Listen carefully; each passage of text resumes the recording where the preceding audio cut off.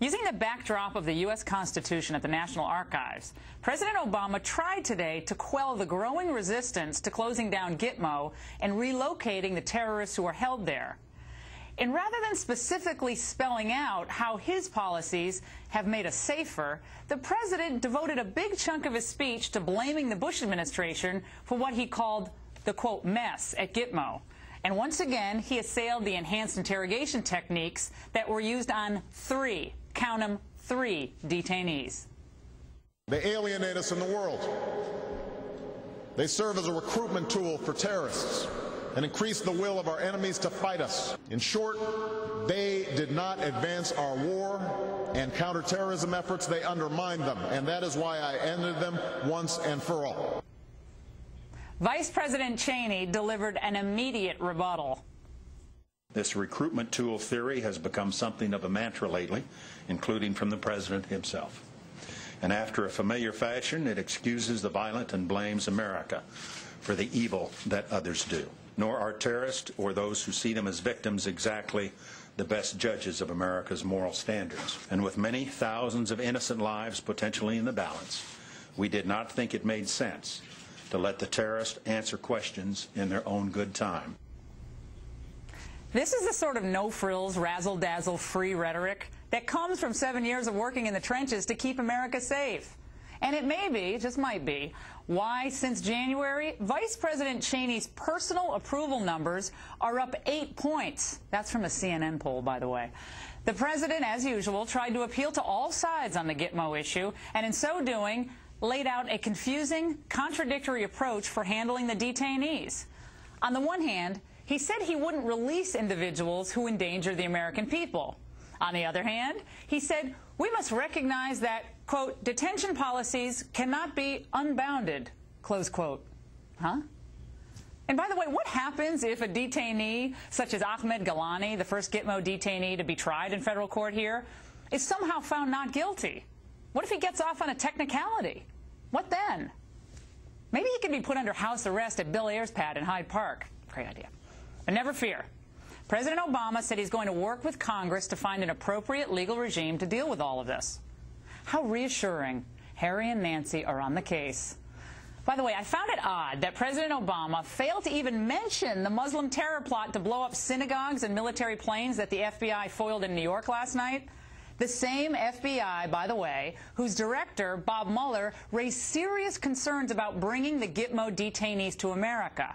I ask you, who knows more about keeping us safe, the FBI and Vice President Cheney or the ACLU and President Obama? As much as the left likes to caricature and vilify the former vice president, he's right. When it comes to fighting hardened terrorists, half measures keep you half exposed, and that's the memo. And now for our top story, a different point of view on this. With us now, Lanny Davis, a former White House special counsel, and Alicia Menendez, a Democratic strategist. Lanny and Alicia, great to see you. You know, two perspectives from the left versus me. I mean, this is fair and balanced. Lanny, let's start with you. And we wanted you to be in the studio, but there's just not enough room around this table for you and all of our brains together. What do you think the president accomplished today, Lanny? Well, he's focused on the need to balance between the rule of law, which is what has made our country great and is our real security, and the need to protect Americans from terrorists. And let's be clear about the facts here.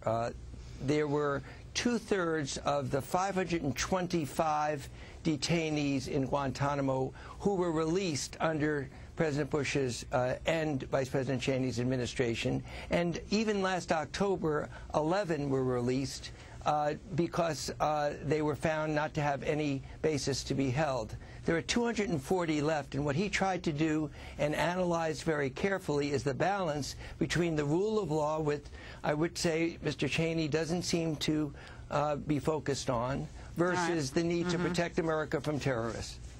Well, one thing he said, Alicia, he said that Gitmo is a mess. Well, it's a mess. You agree. What facts justify the calling of Gitmo a mess? What facts? Just tick off a few. I mean, I think part of what we found, there have been these intelligence reports that have said that al-Qaeda is using Gitmo as a tool to actually recruit more terrorists. Because President Cheney betted that down convincingly today. I mean, you first say of all, convincingly, I say unconvincingly. What proof is there that were it not for Gitmo, al-Qaeda wouldn't still be trying to kill us? I mean, presumably al-Qaeda knows that Vice President Cheney is not in power anymore, and President Obama's closing down Gitmo, and he's the president now, yet we still have homegrown terrorists, Muslim terrorists in New York trying to blow up synagogues. So they apparently don't really care that we're closing down Gitmo. They're still plotting against America, as President Obama said today in his speech.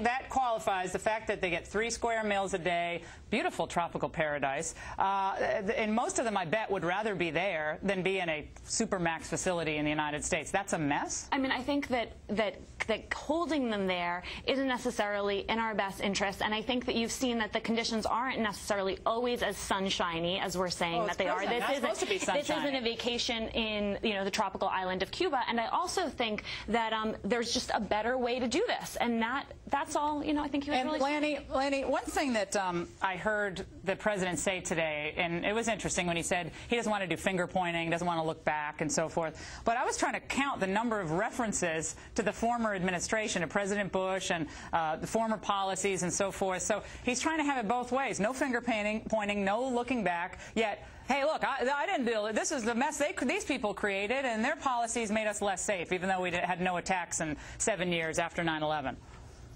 Well, I think talking about the facts that I just told you about, that 2/3 of the detainees in Guantanamo were released under George Bush, is not finger-pointing. That's a fact. And Vice President Cheney doesn't mention that fact. Here's another fact. In 1994, they shouldn't have been released, probably, Lanny. They should. I mean, if you want me to defend that, I'm not going to defend that. Well, the fact is they were I have no idea, but that doesn't mean we should follow down the road of other bad policies. If a man is innocent and the Bush administration considers the detention to be without any basis, they release them. And I didn't hear Cheney criticizing his release of 2/3 of the detainees. President Obama is trying to do a case-by-case analysis. Those people who don't violate American laws, which waterboarding, by the way, does. The 1994 Congress made waterboarding a crime.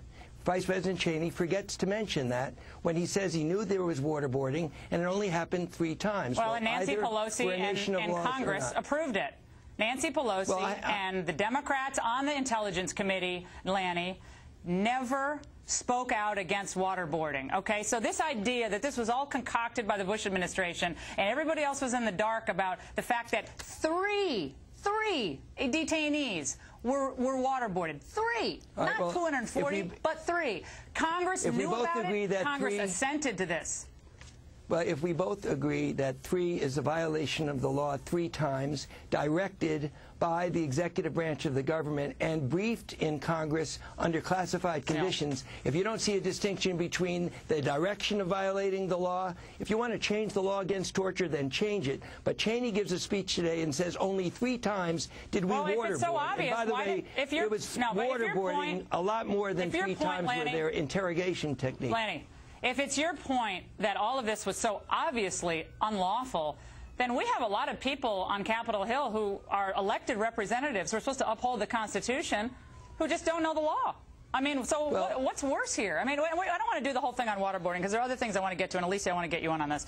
I mean, look, we do know this. Look, I think it's wrong to just blame the Republicans. I think Democrats who knew about this, even under classified briefings, they could have written the CIA, as Jane Frank Harmon did, on a classified basis and protested. Right. Okay, I need to get Alicia in on this, though. Alicia, waterboard, we got to move to another topic, though, because we saw today in the New York Times that President Obama is actually, and he references today, he is going to be apparently okay with this idea of holding detainees indefinitely.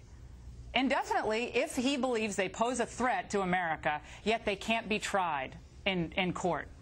Now, does that seem odd to you? Because we heard President Obama speak a lot during the campaign about holding people without charge, but he's apparently, in one of the 5 categories, is going to be those people. Is that okay? I mean, it doesn't seem consistent to me at all with what he said during the campaign, but, there are other things we've seen him go back and forth on, including the pictures, and so...